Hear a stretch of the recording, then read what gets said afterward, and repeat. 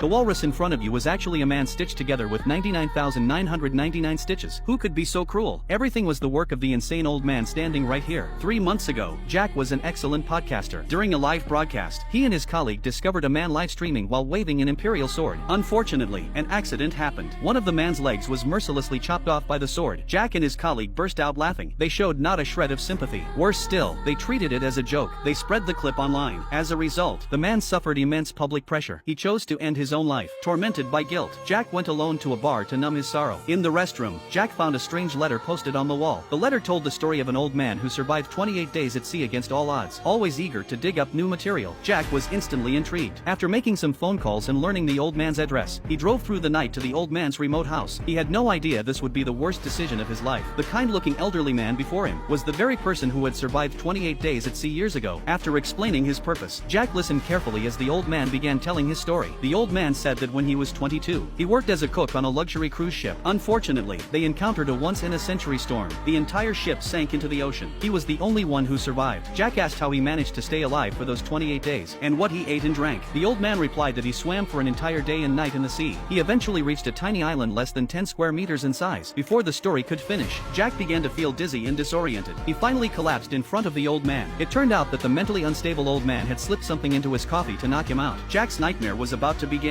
When he woke up again, he was already sitting in a wheelchair. The deranged old man was admiring the bone from his thigh. One of Jack's legs had been brutally amputated. He was stunned by what he saw. He asked the old man what had happened. Why had he lost a leg overnight? Seeing Jack's confused expression, the old man lied and said Jack had been bitten by a poisonous caterpillar. The situation was urgent, so he had no choice but to amputate the leg. After hearing the old man's flawless explanation, Jack silently cursed the old man's mother 1,000 times. That night, the old man ate some unidentifiable meat while vividly describing how he had amputated it the night before. He gestured wildly, making the story disturbingly lively. In the end, Jack snapped and hurled insults at the old man. At that moment, the old man stopped pretending. He walked up and slapped Jack hard across the face. From the look in the old man's eyes, it was clear Jack would either die or be permanently crippled that night. The old man returned to his seat and introduced a movie to Jack called The Human Centipede. It was about a doctor who sews one person's mouth to another person's anus. Step by step, they are stitched together into a human centipede dozens of meters long. Next, I'm going to turn you into a living one. No, not a centipede, a walrus.